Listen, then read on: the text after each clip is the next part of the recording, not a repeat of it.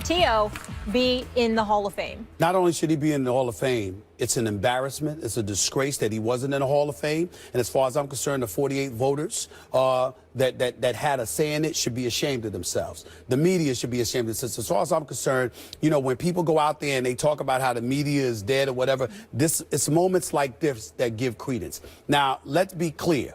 Max Kellerman, exceptional boxing analyst. Donovan McNabb, probably future Hall of Fame quarterback. Stephen A. Smith, mild-mannered reporter, your friendly neighborhood reporter. I've been a reporter for 24 years. And this is one of the problems that I have, which is why I'm glad and honored and proud to have the seat that I have. I swear to you, on everything that I am, I have never, ever diminished the accomplishments of any sports figure on any level because I did not like them.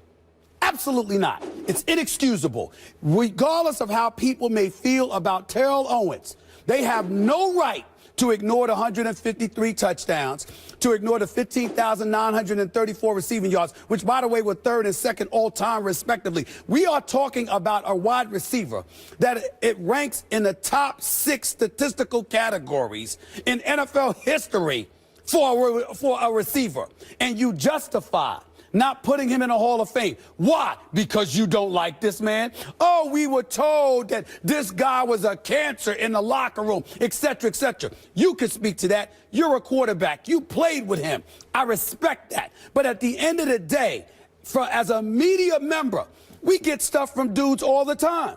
We're very judicious, guys, in what we reveal. Some things we report, some things we don't. At the end, what is paramount is that somebody's accomplishments in a meritocracy that is supposed to be this country, in this sports world, you're supposed to shove all your personal feelings aside and recognize what somebody has done.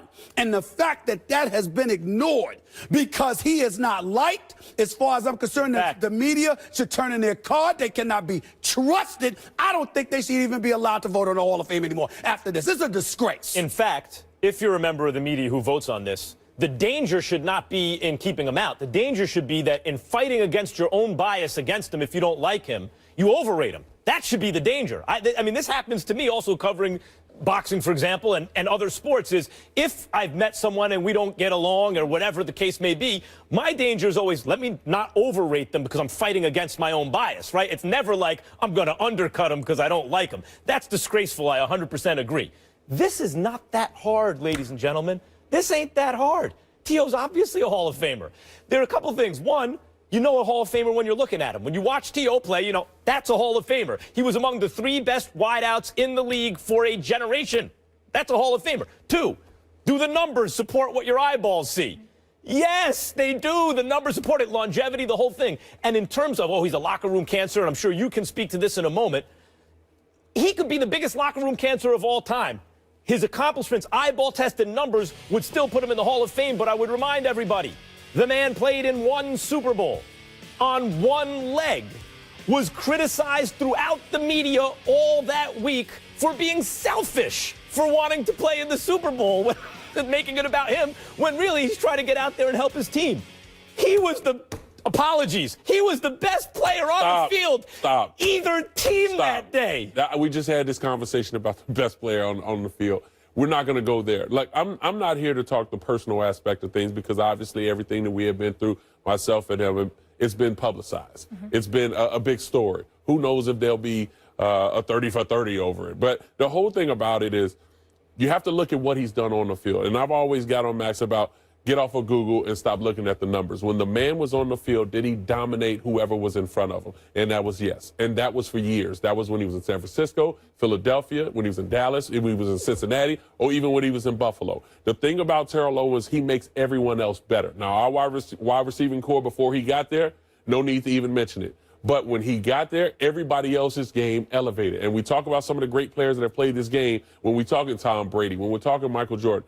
Has he made guys around him better? And I can say, yes, Terrell Owens has. But as far as the first ballot is concerned, yeah, I understand that he was a locker room cancer, and that's something for voters can use in their voting. But when you sit a man out with the numbers that he has, ranked second all time in a lot of different categories, but one he's ranked third in touchdowns, there is no reason why Terrell Owens should not be in the Hall of Fame. Not to take anything away from the class that went in. Congratulations to those guys that went in. But there is no reason why Terrell Owens wasn't the first name mentioned to be inducted into the Hall of Fame going into this season.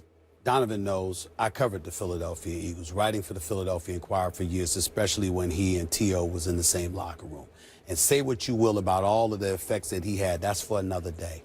There ain't no getting around this. The fact that reporters could sit up there, you are not in that locker room, which basically means you're going through word of mouth.